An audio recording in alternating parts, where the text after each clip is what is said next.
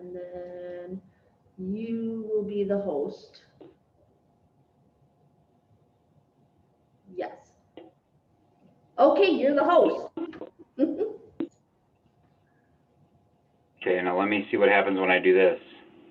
Woohoo! We see it. You do see it? We do. Do you see In it, full, people? do you see it in full screen mode or do you see the sidebar? We can see both. Oh, you can see both? Yep. I Let can me, also. let me share a different screen. There, now is it full screen? It's full screen now. All right, perfect. All right, so my name is Brett Leitl. I'm the stroke program coordinator at Aurora and Oshkosh. I've been here, well, about 8 years at Aurora and Oshkosh, the stroke coordinator about 5.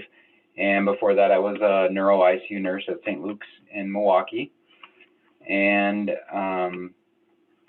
yeah, so it's Stroke Month. May is National Stroke Month. So we've just been doing some talks, talking about stroke and signs and symptoms. And I think we have the objectives right here. What we're going to talk about: prevention, risk factors, signs and symptoms. What should you do if you think you're having a stroke or you think you see somebody having a stroke, stroke treatments, and recovery. So every stroke talk starts out with a slide just like this with the numbers about stroke. Stroke is the #1 cause of serious long-term disability and the leading cause of preventable disability. This may have changed with COVID, but up until COVID, stroke was the #5 cause of death in the United States.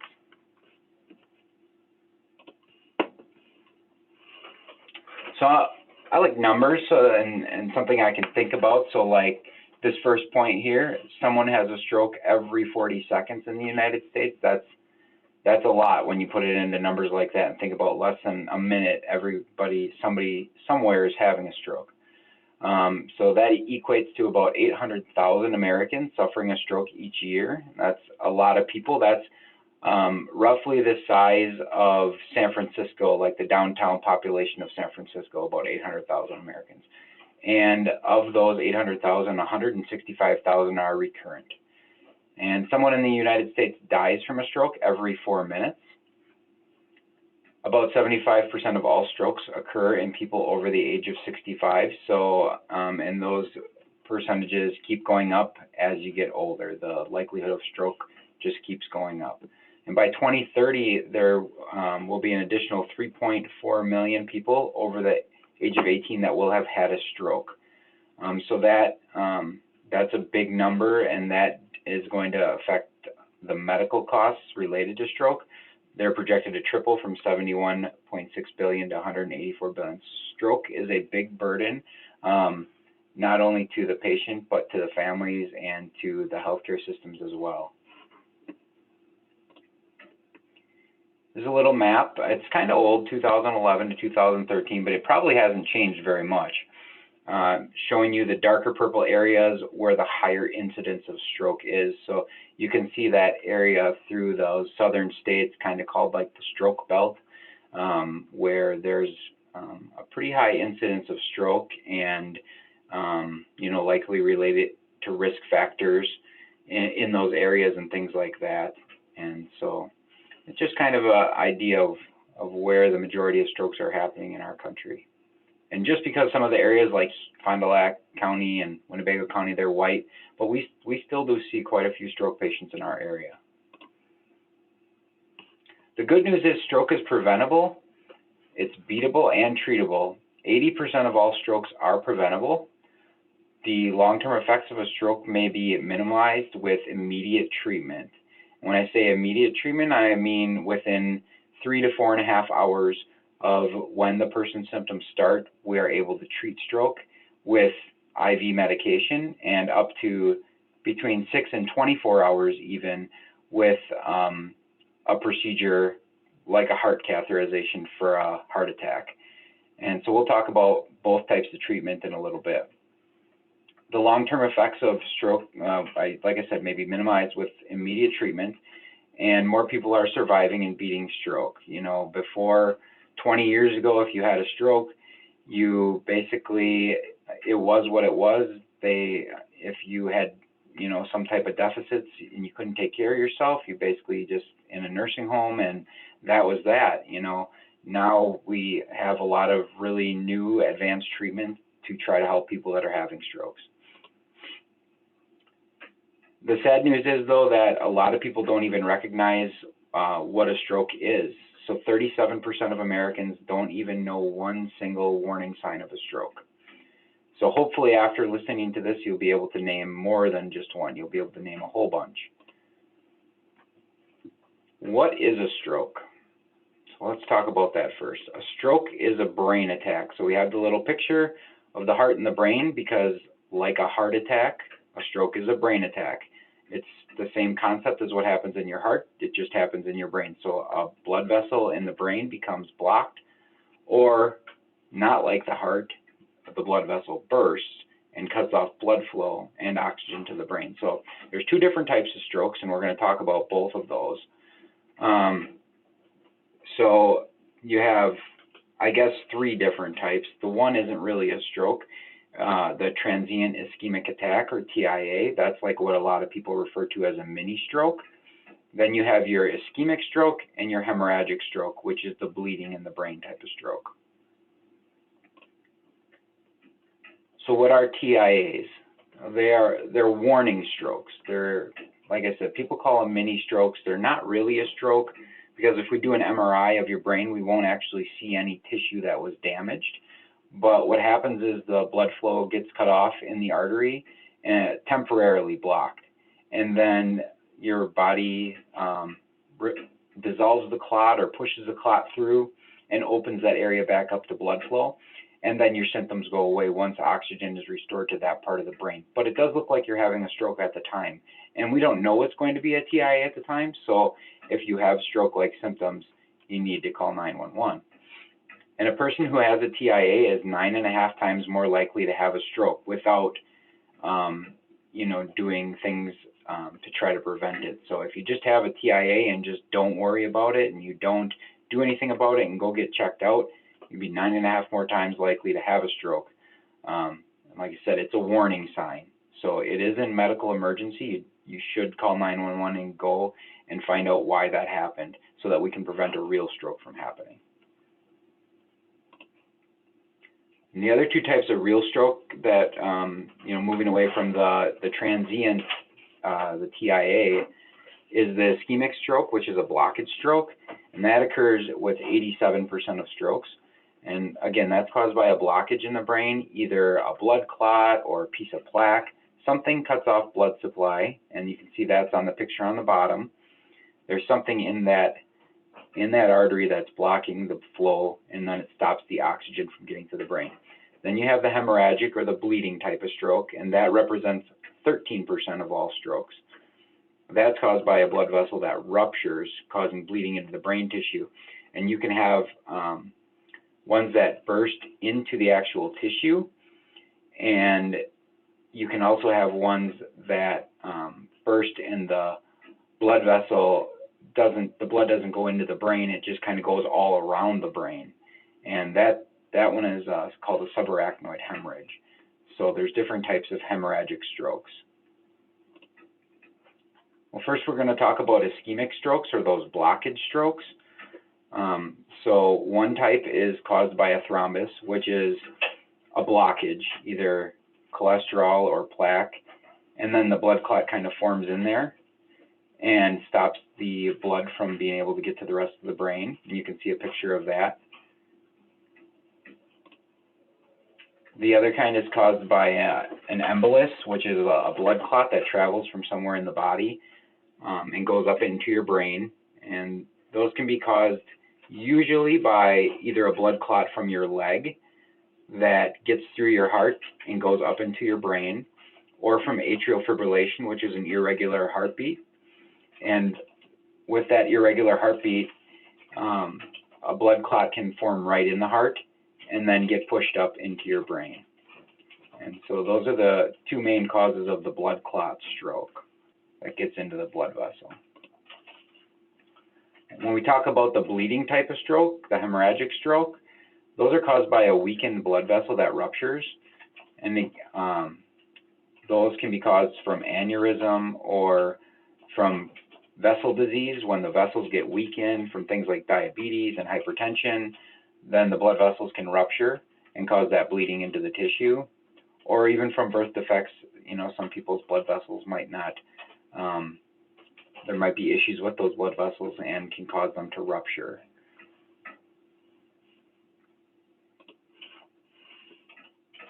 So when a stroke occurs, what should you do? You should call 911 and call FAST. So FAST is the acronym that we used to use so that people would be able to remember what stroke means, the symptoms of stroke. But we found that it didn't cover all the symptoms, so we've transitioned to a new acronym, which is BFAST. And we'll go through that in a minute, but we'll talk about FAST. So FAST is for face, arms, speech, and then time to call 911. So face is face drooping, like the picture on the slide. Part of the face starts to droop and not work. Arm, A is arm weakness. So is one of the arms weak, you could ask somebody to raise their arms up and see if one of them falls down. And then speech difficulty. People have a hard time understanding or they're unable to speak. And you can ask them to repeat a simple sentence, and if they can't, that's one of the symptoms of stroke. And then again, time to call 911, because like we talked about a little earlier, we do only have a short time, 3 to 4.5 hours, to be able to treat that stroke with that IV medication before the damage is permanent. So here's the new word that we use, which is BFAST, and what that includes is the balance and the eyes. So a sudden loss of coordination or balance. So somebody kind of walking like they've been drinking even though they haven't been, and that very uncoordinated walking, that can be a sign of a stroke in the back of the brain. Same with sudden changes in vision. So the big thing to remember is these changes all come on suddenly. They don't come on over time where it just starts to get worse. Usually they're very sudden change. And the vision is usually double vision or blurry vision. And then again, we have the face, arms, and speech, the same as we saw in the last one. But we've added, instead of the T for time, we've added terrible headache, because those bleeding type of strokes can give you a sudden onset terrible headache. Most people will tell you it's the worst headache of their life, like they've never experienced. And some people even say it's like a thunderclap headache, where it's just an unbelievable amount of pain. So we've replaced the T with that terrible headache, and then at the bottom we've added time to call 911 because it still is important. I'm going to play a video from YouTube, and I hope it works with sharing my screen. Let's see what happens here.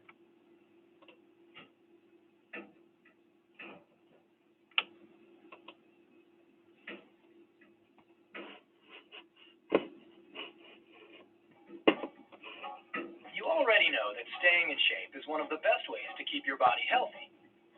But did you know that goes for your brain too? The healthier you are, the less likely you are to have a stroke. Contrary to popular belief, strokes don't just happen to the elderly. They could occur in just about any of us, although some of us are obviously more susceptible than others. So, who is more susceptible? Well, it really all comes down to risk factors. Now, some risk factors are just a part of life. They are part of what makes you you, and you can't do a darn thing about them. We're talking about your age, your gender, good old family history, untreated heart disease or atrial fibrillation. That's irregular heartbeat for those of us without a medical degree. But there are plenty of risk factors that you do have some control over. I'm sure you know most of these already, but humor me. I'll promise to make it quick. Stop smoking, moderate alcohol consumption, control your blood pressure, lower and manage your cholesterol, stay physically active, improve your diet, control your blood sugar levels if you have diabetes. Right. So now we understand who's at risk. But equally important is learning the signs of a stroke so you can take action immediately. Be fast. Yup, it's an acronym. Let me spell it out for you. B equals balance. Is there a sudden loss of balance? E for up. Hey, Sarah, what screen can you see of mine? Can you see the video? Yes, I can see the video. Okay. It just didn't look like it was on the right screen. I was concerned that it did something there when I turned it on. I'll put it back on, sorry. Okay, perfect. Yep. Yeah, I just wanted to make sure. Eyes. Is there a sudden loss of vision in one or both eyes? F equals face. Does the person's face look uneven? A for arm. Does one arm drift down? Ask the person to raise both arms. S for speech. Does their speech sound strange? Ask them to repeat a phrase. And T for time. There you go. You knew that one was coming, didn't you? Every second, brain cells die during a stroke. Time is brain. So, what do you do at the first sign of someone having a stroke? You dial 911. There is no time to waste. So remember, at first signs of stroke, be fast.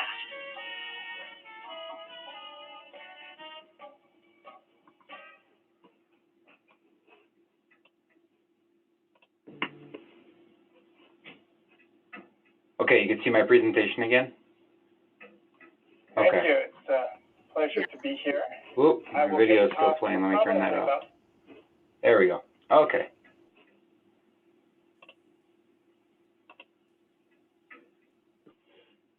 So this is a magnet. Normally I would have some of these to bring along if we were doing this in person, but unfortunately we can't right now.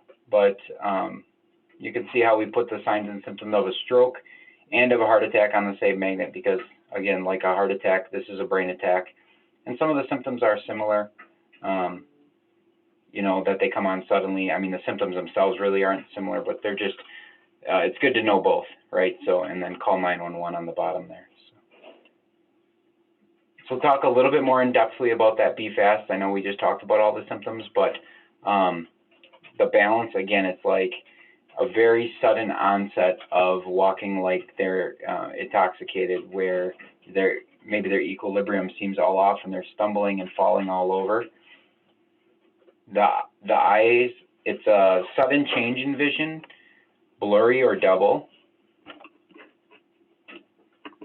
The facial droop, like we talked about before, or one side of the face is numb.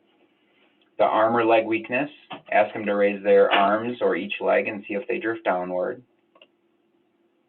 The speech, is their speech slurred or are they unable to speak at all or hard to understand? Sometimes it's like a word salad where the words just come out all scrambled and mixed up. It just doesn't make any sense.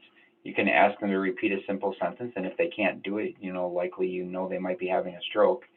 And then that terrible headache. Again, that's a sudden onset, usually worst headache they've ever experienced. So why do we need to be fast? Every minute that you're having a stroke, that blood supply is cut off from the brain, you're losing 1.9 million brain cells. And that's a lot of brain cells. I know we have a lot of brain cells in our brain, but that's a big number, 1.9 every minute. And the brain ages 3.6 years for every hour that it's not treated.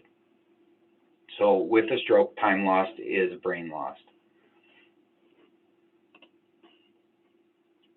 So again, what we should do if we think somebody's having a stroke, call 911 and check what time it is, because they're going to want to know, when did you notice this happen, or when was the person last normal? Those are really important times to know for us, because like I said, we only have up to 4.5 hours to give that medication. So we have to know exactly when the person was normal, because if we give it too long after the symptoms started, there's a significant risk of bleeding, because this is a powerful blood thinner that we're giving. It's a medication called Alteplase or TPA, and there is a high risk of bleeding if we give it too long after the stroke has already started. So try to just glance at your watch if you think somebody's having a stroke so you know what time it started.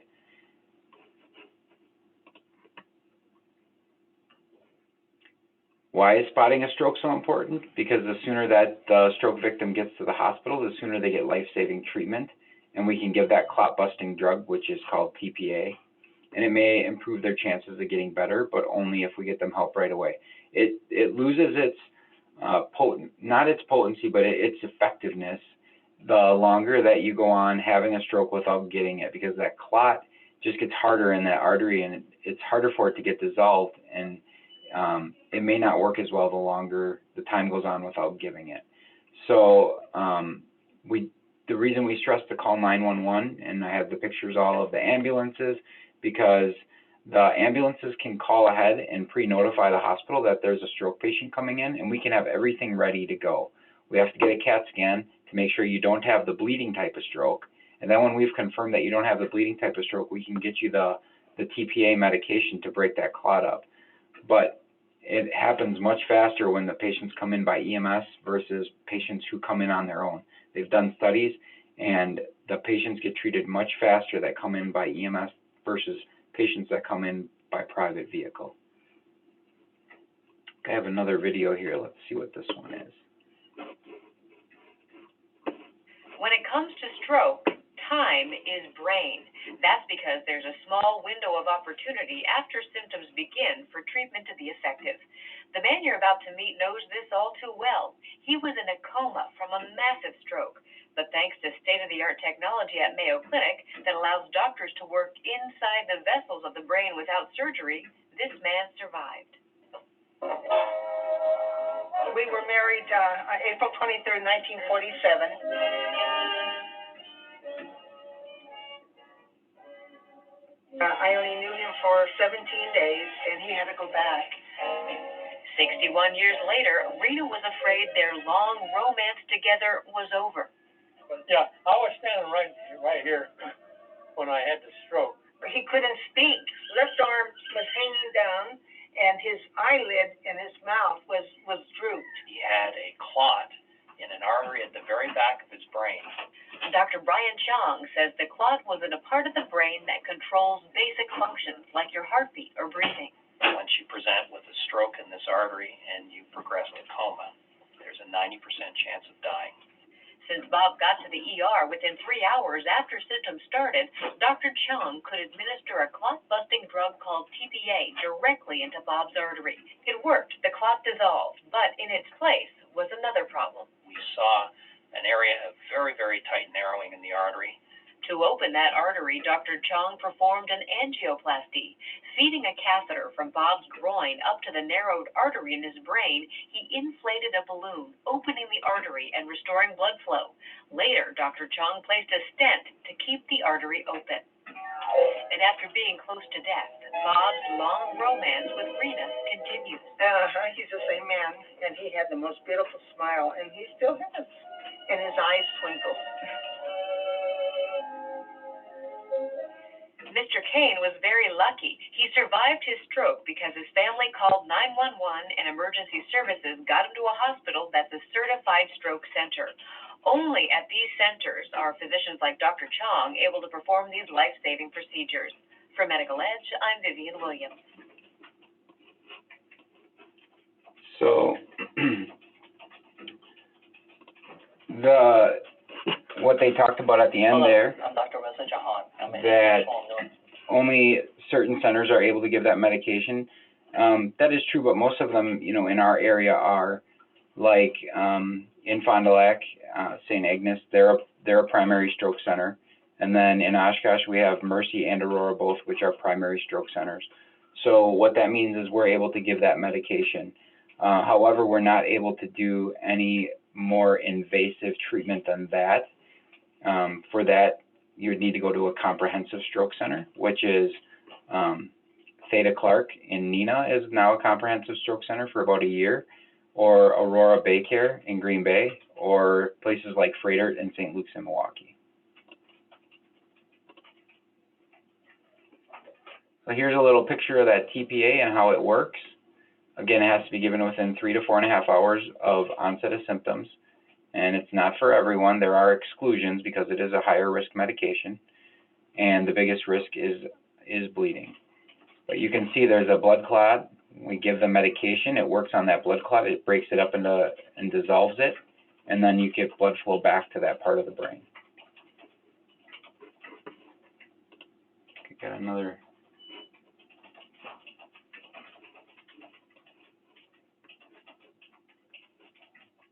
It may just be a little video of how it works.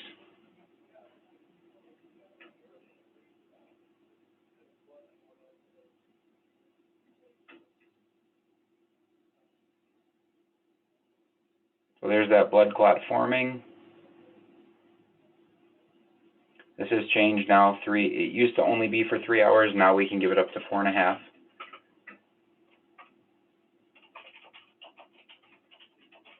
So there's the medication dissolving and breaking down that clot, opening it back up, and now we have blood flow restored.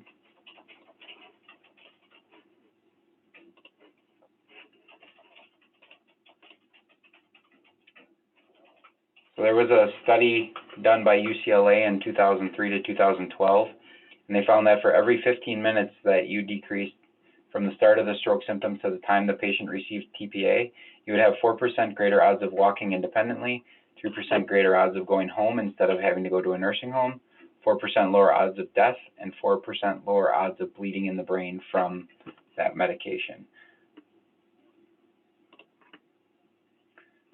So I talked about that these comprehensive stroke centers, and here I'll show you a picture of where they all are. This map is a little old. It looks like 2018, but the Wisconsin Coverdell Stroke Program is a government-funded program. They get funding to do stroke outreach in Wisconsin, and they have a map here that shows all the different stroke centers in the state, and you can see Oshkosh, there's 2 of those orange, and Fond du Lac has the one orange, which is St. Agnes. The one, I don't know if you can see my mouse pointer on here, but this one right here in Neenah, this is Theta Clark, and now they're a comprehensive stroke center, so they should be a purple one. This is Baycare up here, and then Freighter in St. Luke's in Milwaukee, and UW in Madison also is comprehensive stroke centers. So those comprehensive stroke centers, they can give the clot busting medication like we can at our hospital, but they can do more. They can do this clot retrieval using this device, and this is like a stent that they put in to the clot, and the clot grabs onto that metal and sticks to it, and then they pull it out. And I think I have a video that kind of shows how that works. Treatment of acute ischemic stroke with clot retrieval device. Ischemic stroke is a condition in which normal blood flow to the brain becomes interrupted. When a clot becomes lodged in one of the arteries that supplies blood to part of the brain, the tissue is deprived of oxygen. Clot removal devices are designed to treat ischemic stroke by removing the blood clot from the artery. The clot removal procedure begins by advancing a guide wire through the blood clot within the artery. A microcatheter is advanced along the guide wire until it is beyond the clot. The guide wire is retracted and the clot retrieval device is advanced through the microcatheter and deployed as the microcatheter is retracted. Once unsheathed, the device expands, pushing the clot to the walls of the artery and immediately restoring partial blood flow. Over the next 2 to 5 minutes, the device becomes embedded in the clot. The clot retrieval device, along with the blood clot and microcatheter, are removed from the body. Blood flow is restored and verified with imaging. The entire procedure typically takes less than an hour.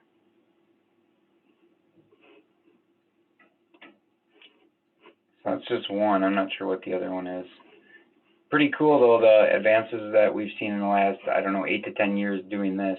Before this, if you didn't qualify for that the alteplase, there was nothing else we could really do. My wife and I headed up. This is a patient, actually, that went to Aurora Baycare, and they were able to do one of the procedures on him.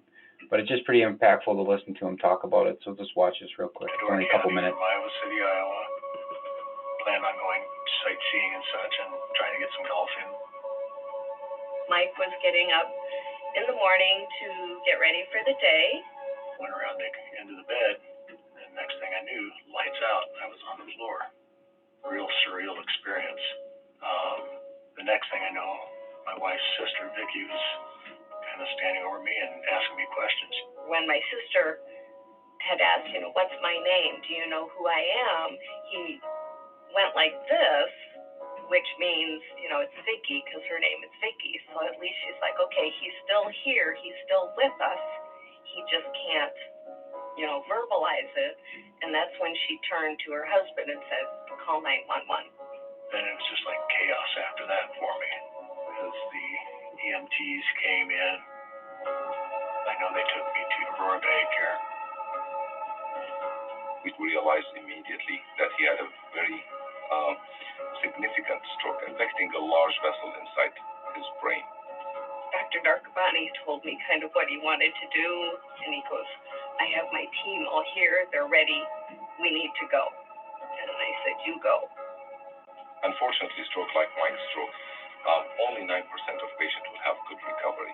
The only option for Michael and the only chance for him to make a good recovery is basically by trying to go mechanically and remove the clot. Having the ability to open the vessel and to pull the clot out, you give this tissue in the brain the chance to survive.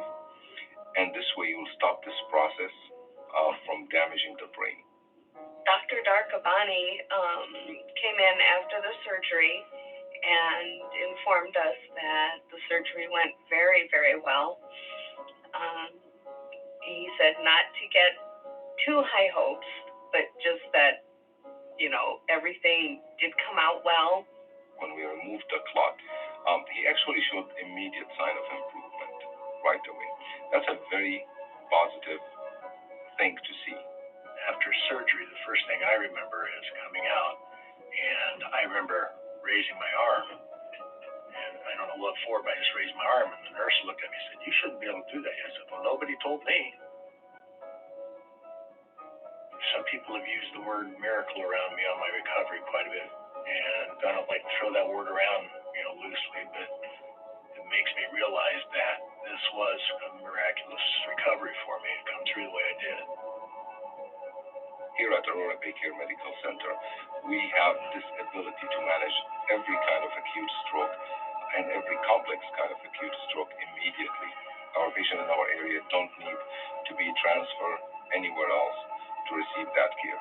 Saving that time means basically that the patient will have much better chance of healing. This situation had to have somebody who was the right place, right time to have it. To have that kind of facility, staff available to people is very important, very critical. My recovery hinged upon all the support I had from medical teams, Dr. Darkabani, his staff, Aurora Bay Care, the staff there, my wife, my mom, my kids, all being there to help me. They wanted me around. I wanted to be around.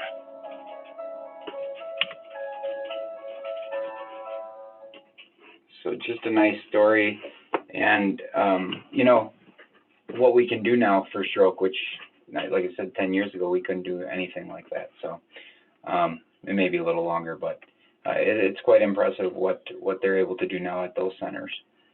But at the smaller centers, we can get you the medication if you come in the right time, and we can get you to those centers very quickly, usually in a helicopter.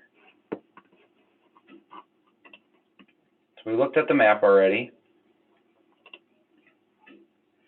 And we talked about this earlier too, that a lot of strokes are preventable, 80%. But there are risks. Everybody has different risks for stroke, and there's two types of risk: non-modifiable, ones that cannot be controlled, and modifiable. And we're going to look at what each of those are. Non-modifiable risk factors: your age, 55 or older, and then it doubles every 10 years after that. So we can't do anything about that. Gender: women are actually more likely than men, probably because they live longer. I'm not sure why. It used to be men were more at risk than women, but the numbers have kind of changed recently. African American, Hispanic, and Asian population people are more at risk, and people who have had a history of stroke or TIA, or a family history of stroke or TIA. So we can't do anything about any of those things, but there are risk factors that are modifiable, things that we can do things about, like blood pressure. Blood pressure is the #1 cause of stroke. If you have untreated high blood pressure, you're 4 to 6 times more likely to have a stroke. So, and that's defined as greater than 140/90. So make sure you check your blood pressure. Make sure you have your doctor check your blood pressure, and do what you need to do to control it. Diabetes as well. People with diabetes are 2 to 4 times more likely to have a stroke. High cholesterol.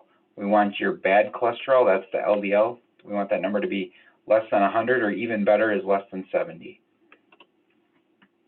Here you can kind of see those are the top 3 risk factors and what, how they all combine to cause an even greater risk if you combine them. So if you have a couple of them, you're really more at risk for having a stroke. A few more risk factors: smoking, obviously not good for anything, but stroke as well, heart attack, cancer. There's a lot of risks that come involved with smoking. It doubles the risk for stroke. Being overweight, if your body mass index, that's a calculation that you can find online to do. Put in your height and weight, it gives you a number. If it's over 30, you're at more risk for stroke. Exercise. They recommend 30 minutes a day or more of exercise, even just walking. Atrial fibrillation, that irregular heartbeat that we talked about, it causes blood clots. That's a risk factor for stroke. Excessive alcohol use. Heavy drinkers are found to have strokes 14 years before non-drinkers. And people who use illicit drugs can increase the risk of both the bleeding strokes and the blockage strokes. Stroke recovery begins in the hospital. If you're admitted to the hospital with a stroke, we're going to have PT, physical therapy, occupational therapy, and speech therapy if needed. All see you while you're in the hospital. And that'll continue after the hospital as well. Usually outpatient therapy or inpatient rehab. If necessary, you may have to go to a nursing facility until you can regain some of your movement. There's something called neuroplasticity that helps the brain after a stroke because, like we talked about, when you have a stroke, that part of the brain dies, and whatever that area was responsible for no longer works. So if it was talking and you need speech therapy, or if it was movement of your arm and you need physical and occupational therapy, that neuroplasticity lets the brain rewire those functions from the damaged area to new healthy parts of the brain. And the way we do that is through repetition through therapy. So therapy is super important after a stroke. And again, we talked about speech therapy, physical therapy, and occupational therapy. And finally, again, time lost is brain lost. And so if you think you're having a stroke or somebody else is, you should be fast and call 911. Do you guys have any questions? That's all I got.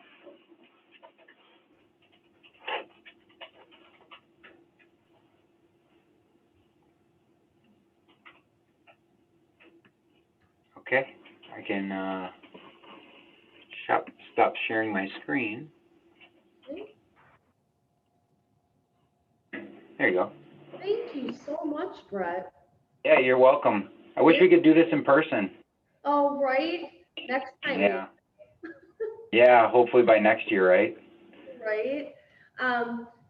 If you want to make me the host again, then Sure. I can stop the recording.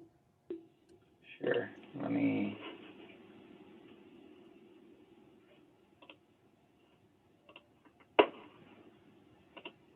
Okay, you should have it. Perfect.